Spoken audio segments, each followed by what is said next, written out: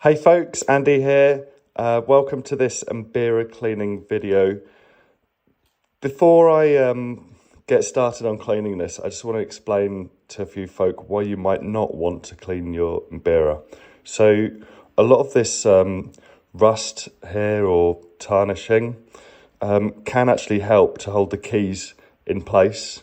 And as long as you've got a smooth playing area on the upper surface of all these keys, upper surface of these first three, maybe more keys, and then under surface of the remaining keys up here, then you're comfortable to play and you don't need to mess with your Mbira at all.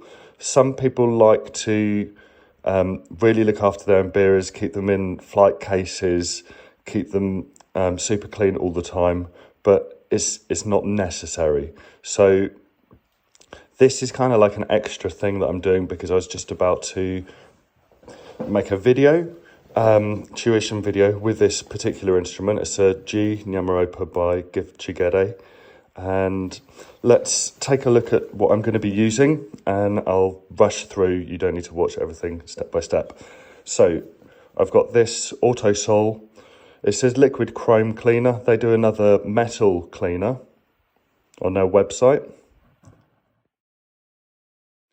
And I've got some fine wire wool. This toothbrush here is going to help me grab small bits of the wire wool, pop it in the head of the toothbrush, and then I can get some abrasion in the finer areas of the instrument, and a rag that I'm going to use to for finer work as well after I've got rid of the crustier bits on the instrument. Great, so let's make a start. I'll give this a little shake. Actually, one more thing. I've got some paper here. You could use some fabric. I'm going to pop it in underneath the keys there to stop junk from falling in and getting stuff stuck up that way.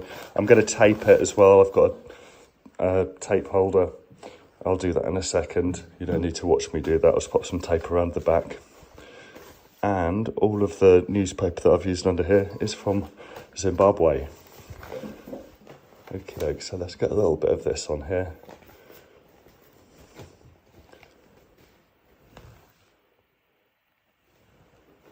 I want to try and keep as much of it as possible on the upper surface of the keys and not get too much residue hanging around underneath.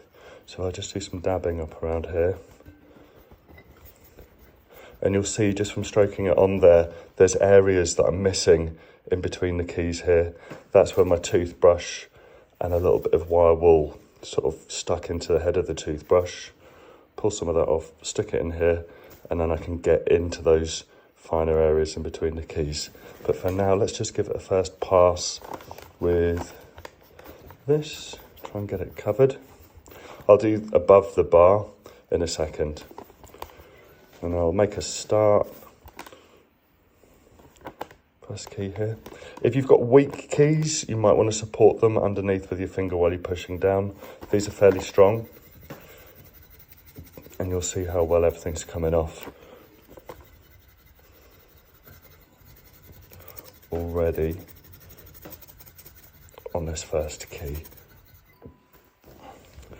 If you use another product that says it leaves some sort of finishing on the key, be careful because you don't want your keys to feel slippery while you're playing them. Let's have a look and see how well that one's come up already. So we're making a good start with this great product. Excellent. I'll come back in a minute after I've done a bit more. Cool, so 2 minutes in and I'm getting a nice finish already on these upper keys here. I'm avoiding getting any product up underneath the bar there. You really want to avoid getting anything that's potentially going to lubricate this space, which is going to make your keys more likely to slip around underneath there. Some people are very happy to have a bit of rust up here holding the keys in place. If you're going to do a job where you take all of the keys out of the instrument, I'd advise leaving a number of them in.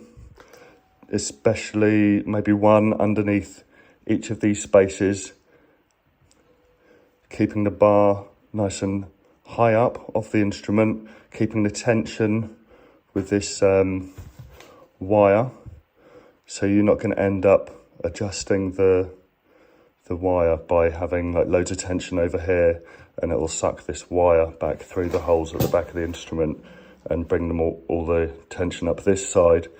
Well, it will make it loose up this side and ultra tense over here if you started putting keys in on one side only. So you want to keep the tension even, leaving a key underneath each of them. That's only if you're going to strip your instrument apart and put it back together again, which I really don't advise unless you know what you're doing. Maybe take a photograph of the tops of the keys there to see how they relate. Get a ruler and something sharp, draw a line across so you've got a scratch going in a straight line showing you how all the keys match up. Some people use a marker pen, but if you do use that, you're going to clean off your mark that you make with your marker pen. It's not something that I recommend doing, but for some people it's a really nice way to sort of personalise the instrument that they've got. I'm just trying to tidy this one up a bit so that it looks a bit smarter for a tuition video that I'm about to make. So let me carry on a little bit and I'll show you what I do with this in here, getting into these gaps in a second. Okay, great. So I dabbed some of this on here, went across the surface of the keys and used the wire wool to get everything that I could reach comfortably. It's all looking fine for me. You haven't end up with anything like this. You just wipe that off. Great. But what you can see now is in between all of the keys, those more difficult to reach areas.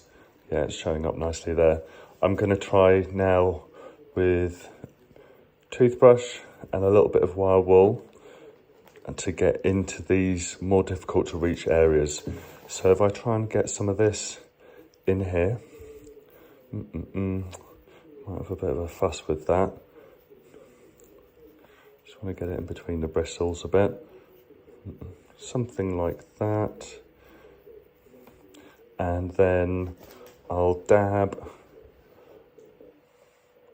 some more of this. And now I can serve it onto my new tool. Excellent.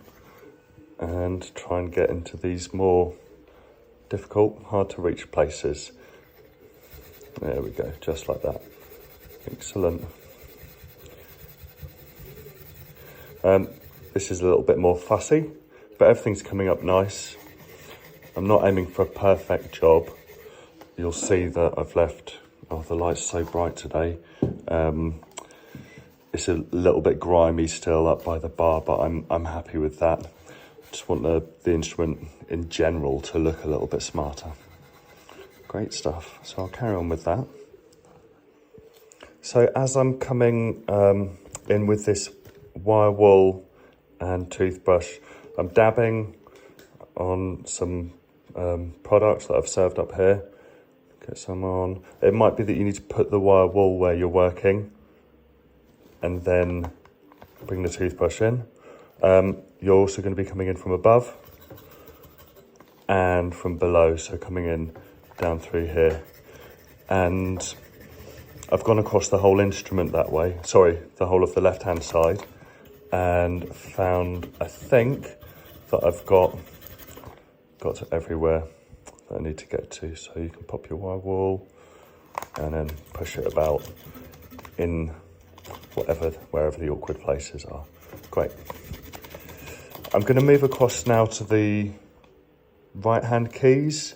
At this point, just out of a reminder really, you want to check that the playing surface underneath these index finger keys is smooth. So you're going to be coming underneath with some product under here, just so that you don't end up with any sort of rusty bits or tarnished bits that are going to catch your nail, wear it down and slow down your playing. Awesome, great stuff. So now I've polished everything beneath the bar but I haven't managed to clean up underneath there. You can see there's a lot of product in there still. So what I'm going to do is get my rag, pop it in between these two sets of keys, the upper and the lower on the left hand side. Can you see that? And then I can use my brush to push the fabric around of my rag to help clean up the product off these lower keys that sit in between them. And that should get all of the product off nicely. So we've got a nice finish.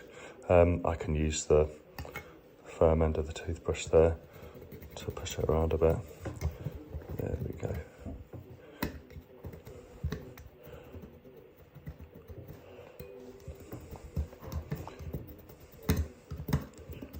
It's a bit of a stubborn job. You might find something better to push your fabric around.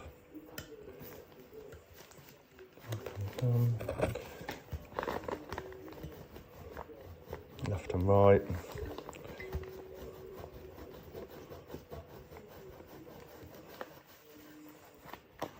And there's a clear bit that I've missed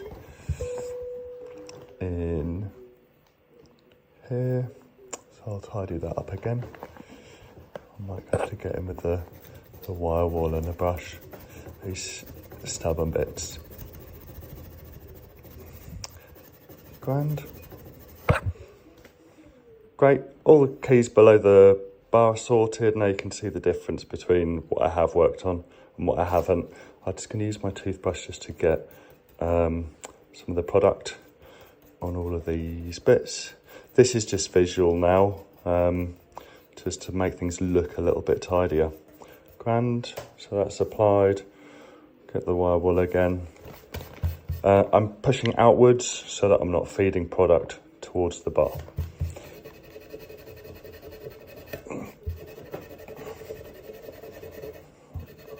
And then I'll show you when it's done.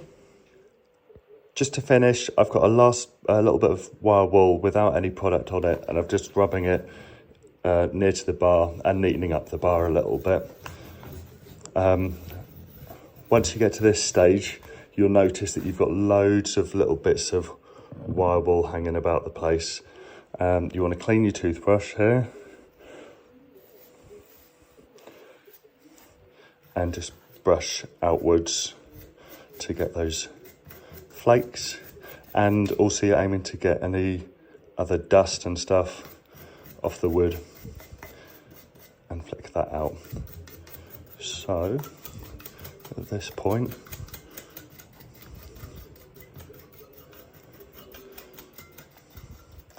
we can get our paper off. I did tape on eventually. It's like Christmas.